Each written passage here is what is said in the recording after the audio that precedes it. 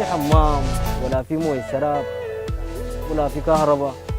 نعيش يا جماعه ما المخابز ذاتها واقفه بسبب الكهرباء. والله ما قادرين ناكل. المحل يولعوا فيها نار عشان نعيش في كسرة ذاته ما في والله. بس في باعوضه والناموس. والله الحمد لله. الحمد لله هسه نحن الان 5 يوم جوا المويه، والله لا اكل يعني زي الناس ولا شراب، والناس الان القاعده دي كلها والله مصابه بسكري وضغط، لا في غاسه جاتنا، لا في مشمعات جاتنا، لا في خيم جاتنا، والله الحمد لله في علاج ولا الان بنادول نحن ما عندنا. هسه الان هذا دكان حقنا نحن وقع وما في اي بضاعه، والله الحمد لله متضررين لكن ما في اي حاجه جاتنا.